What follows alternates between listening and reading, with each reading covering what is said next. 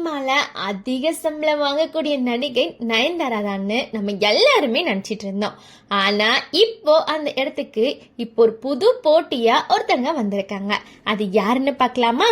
தமிழ் சினிமால இதுவரைக்கும் அதிக சம்பளம் வாங்குற நடிகைன்னா நயன்தாரா தான். லேடி சூப்பர் ஸ்டார் அப்படின்னு சொல்லிக்கிட்டே சோலோ ஹீரோயினா படங்களை தாங்கி போறவங்க தான். இப்பவும் மூக்குத்தி அம்மன் 2, யாஷுடன் டாக்ஸிக் மாதிரி பெரிய படங்கள்ல நடிச்சிட்டு வராங்க. கடைசியா தெலுங்குல மானா சங்கரா வாரா பிரசாத் காரு படத்துக்காக சுமார் 10 கோடி ரூபாய் சம்பளம் வாங்கியிருக்காங்கன்னு செய்திகள் வந்துச்சு. ஆனா இப்போ ஒரு இன்ட்ரெஸ்டிங் அப்டேட் என்னன்னா, தனுஷோட D55 படத்துல சாய் பல்லவி நடிக்கிறாங்க.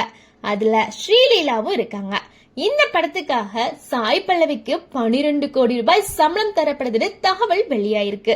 அதாவது கடந்த படம் வரைக்கும் 10 கோடி வாங்கின நயன்தாராவை இப்போ சாய் பல்லவி சம்பள விஷயத்துல முந்திட்டாங்கன்னு சொல்லலாம். சாய் பல்லவி மார்க்கெட் இப்போ ரொம்ப ஸ்ட்ராங்கா இருக்கு, எஸ்பெஷலி பேன் இந்தியா லெவல்ல.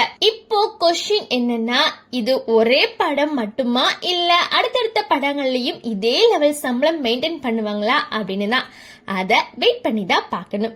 நன்றி, வணக்கம்.